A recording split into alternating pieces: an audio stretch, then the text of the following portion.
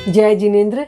जैन कहानियों के अंतर्गत आज की कहानी भृगु पुत्र। भृगु नाम का एक पुरोहित था जिसकी पत्नी का नाम था यशा। भृगु संतानहीन था। इस बात की फिक्र उसे हमेशा रहती थी। ये चिंता सताती थी कि मेरा वंश कैसे आगे बढ़ेगा। एक समय की बात है, उसे एक मुनि मिलते हैं। वह मुनि के दर्शन करता है, प्रवचन सुनता है, तत्वों को समझता है। उसकी आस्था बैठ जाती है और वह श्रावक धर्म को स्वीकार कर लेता है।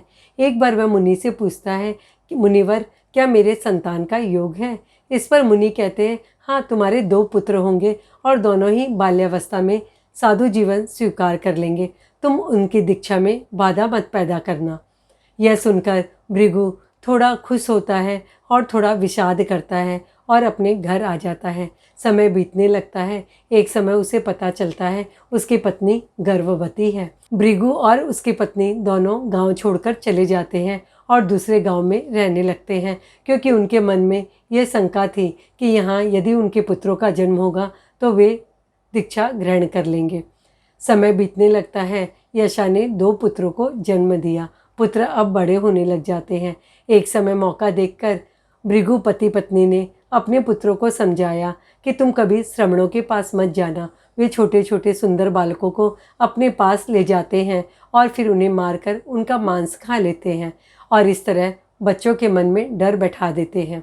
एक समय की बात है, दोनों बालक खेलते खेलते गहरे जंगल में चले जाते हैं और उन्होंने देखा दूर से संत आ रहे थे, श्रवण आ रहे थे और उन्हें अपने माता पिता की सीख याद आ गई। वे डरकर पेड़ के ऊपर चढ़ जाते हैं और उसी पेड़ के नीचे वे संत आकर बैठ जाते हैं, विश्राम करते हैं।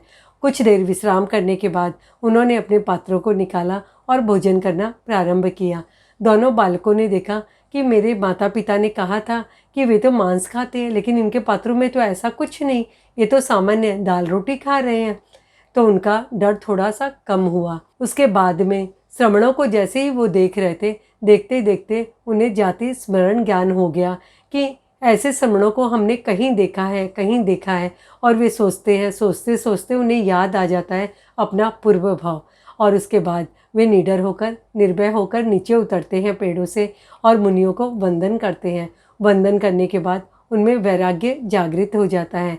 दोनों भाई अपने पिता के माता के पास जाते हैं और दीक्षा की आज्ञा मांगते हैं। माता पिता सुनकर अचंभित हो जाते हैं, आश्चर्यचकित हो जाते हैं और सारी स्थिति उनसे जानते हैं।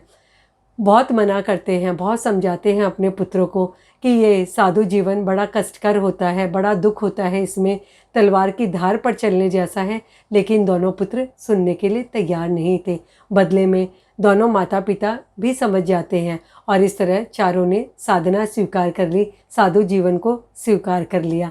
तो ये थी कहानी भृगु पुत्र की। और पुण्य का जब उदय होता है तो कोई उसे रोक नहीं सकता और इस पुण्य के उदय के कारण उन्होंने साधु जीवन को स्वीकार किया। जय जिनेंद्र।